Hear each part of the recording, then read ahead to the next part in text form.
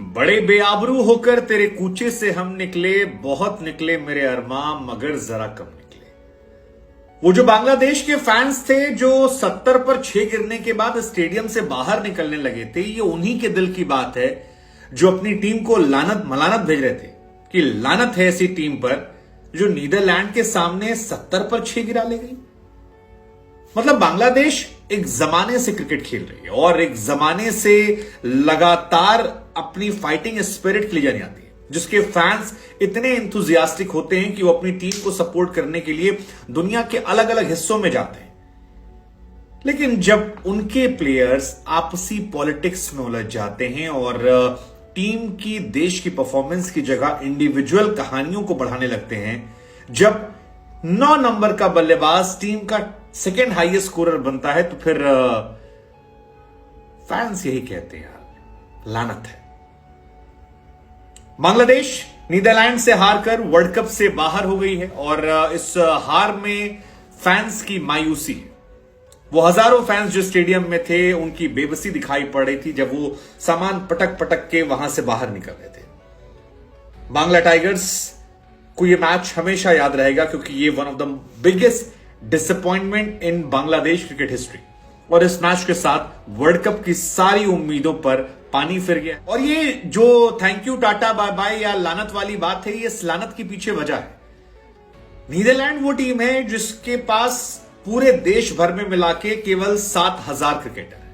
केवल 10 खिलाड़ी ऐसे हैं जिनको सेंट्रल कॉन्ट्रैक्ट मिलता है। और यहां अगर आप बांग्लादेश को देखेंगे तो खिलाड़ियों का नाम देखिए, लिटन दास बड़े खिलाड़ी हैं, मेहदी हसन मिराज बीते सालों में बड़ा नाम बना चुके हैं, शांतो बहुत ज्यादा हाई होप्स हैं, बड़े प्लेयर हैं, उम्मीद है, शाकिबुल हसन दुनिया के, इंडिया के नहीं या बांग्लादेश के नहीं या एशिया के नहीं बल्कि दुनिया के सबसे बड़े ऑलराउंडर है, नंबर 1 ऑलराउंडर, और ये हमेशा नंबर 1 ऑलराउंडर रहते हैं। मुशफिकुर रहीम की बात करेंगे, बड़े प्लेयर हैं, बहुत 3-3, 4-4 वर्ल्ड कप खेल चुके हैं लोग, 2007, 2011, 2015, 2019 और 2023। महमूदुल्लाह, ये सारे बड़े बड़े नाम हैं।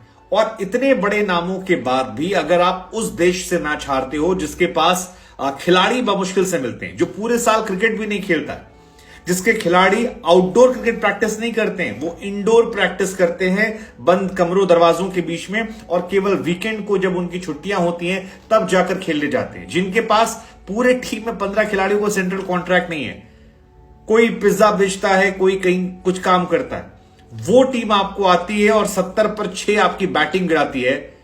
सो कहना पड़ेगा गुरु लानत है यार। नीदरलैंड के लिए जोरदार तालियां यार, क्या फाइटिंग स्पिरिट है यार। किसी को भी एक सबसे बड़ी वजह जो मुझे लगती है इस मैच में डिफरेंस की, वो थी फील्डिंग।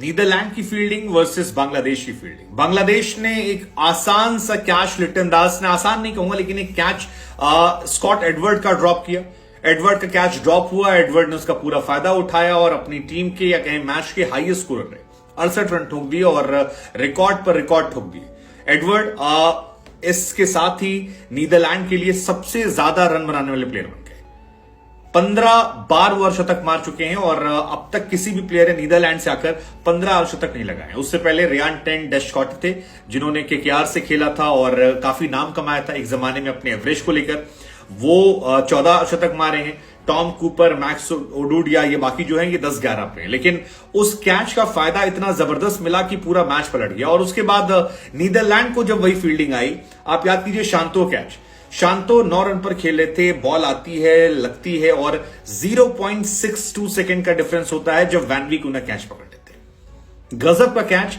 एंड आई थिंक वही जो फील्डिंग में अप्रोच था, जो डेडिकेशन था, वो बहुत बहुत डिफरेंस था। आप याद कीजिए आखिर में मेहदी को जो रनआउट किया गया, क्या बेहतरीन थ्रो मारा यार वांडरलिस ने, एकदम बाजदी लीदे ने।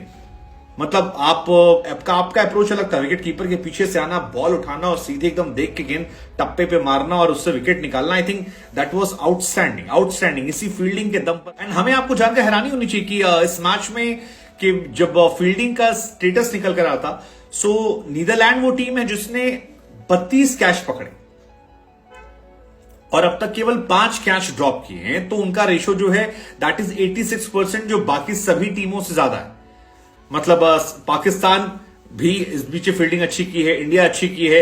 हालांकि पाकिस्तान ने भी ड्रॉप कैचेस की वजह से बहुत सारे मैचेस हारे हैं, लेकिन इस जगह पर जो उनकी फील्डिंग है, आई थिंक उसने बहुत बहुत बहुत बड़ा रोल प्ले किया और इस मैच में काफी ज्यादा उनको फायदा हुआ।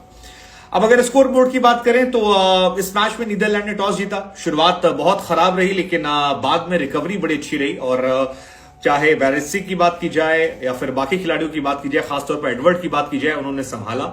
और हम सब जानते हैं कि नीदरलैंड शुरुआत में विकेट देती है, लेकिन उनका मिडिल ऑर्डर और लोअर मिडिल ऑर्डर जो है वो एक नंबर है। और बाद में वैन वीक ने जो पिटाई की, 16 बॉल पे 23 रन, 230 बने थे।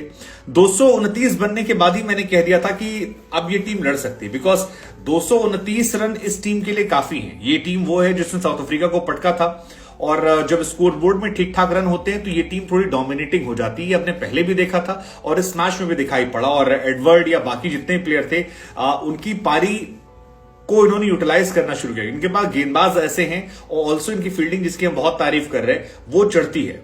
बांग्लादेश ने गेंदबाजी अच्छी की थी, लेकिन आई थिंक और जल्दी वो समेट सकते थे और जल्दी रन जो है वो सिमट सकते थे, क्योंकि एक समय 194 पर 8 था या उसके पहले 185 पर 7 था। तो आई थिंक वहां से आप जल्दी सिमटा सकते थे। 185 पर 7 बहुत ज्यादा होते हो, उसके बाद आप वहां से विकेट निकाल सकते थे। आपने बैक टू बैक निकाले थे, लेकिन वही कहानी है कि नीदरलैंड का लोअर ऑर्डर जो है वो हमेशा इफेक्टिव होता है और उसने करके दिखाया। मुशफिकुर सही थे, मेहदी हसन सही थे, तस्कीन सही थे, लेकिन जब आप गेंदबाजी देखते हैं सामने वाली टीम की, तो आपको रियलाइज होता है कि वो ज्यादा बेहतर टीम है। और नीदरलैंड की गेंदबाजी का असर है कि उन्होंने ये मैच आसानी से जीत लिया। जबरदस्त शुरुआत होती है, पांचवा ओवर चल रहा होता है। लिटन दास जो है वो आर्यन दत्त का शिकार होते हैं। आर्यन की कितनी तारीफ करेंगे आप यार, 10 ओवर में 26 रन दिए, 1 विकेट निकाला, लेकिन 3 मेडन डाले। सो वो शुरू में आकर पावर प्ले में 2-2 मेडन ओवर डालना, विकेट निकालना, आप जितनी तारीफ करें उतना कम है। I mean he is incredible. बल्ले से भी शॉट मार देते हैं, गेंदबाजी में, पावर प्ले में स्पिनर गेंदबाज जो 26 रन देकर 1 विकेट यार, 3 मेडन ओवर। आप बहुत तारीफ कीजिए उनकी, जितनी तारीफ उतना कम है। और उसके बाद उनके जो मेन बॉलर हैं, वैन वीके, लिदे या मिक्रन, ये कमाल शुरू करते हैं। तंजीद हसन जो है वो आउट होते हैं। अब चर्चा तेज होनी चाहिए, क्या तमीम इकबाल को ना लाकर एक गलती की गई, या क्या Tamim Iqbal will be the happiest person right now? यह सवाल उठना चाहिए, क्योंकि यह सवाल बनता है अब। एक्सेप्ट फॉर मेहदी हसन मिराज, बाकी जितने भी प्लेयर थे, किसी ने ना टिकने की सोची, ना रन बनाने सोची। शाकिब यार, आप 3-3 दिन गए थे बांग्लादेश घूमने, अपने मेंटोर के पास मिलने, पता नहीं क्या करने आप गए थे। मेरी तो समझ से परे उनकी भी हिसाब किताब। अपनी टीम को छोड़कर गए थे, आप लौट कर आते हो और आप कितने 5 रन बनाकर आउट आते हो। इतने लंबे एक्सपीरियंस के बाद आप यार आप टीम को संभाल नहीं पाते हो। मिक्रन ने मुशफिकुर को बोल्ड मार दिया। एक तो इनकी बैटिंग लाइनअप समझ में मुझे नहीं आती है। आपके पास नहमदुल्ला जैसा बैट्समैन है जो कंसिस्टेंट है, लगातार रन बना रहा था, आप उसको 7 नंबर पर खिलाते हो। कोई लॉजिक है इस बात का?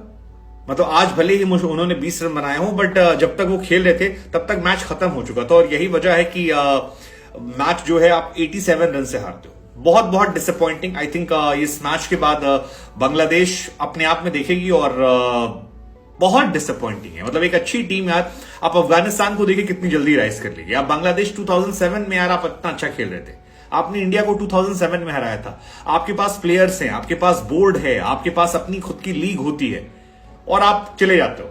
मेहदी हसन ने 17 बनाए।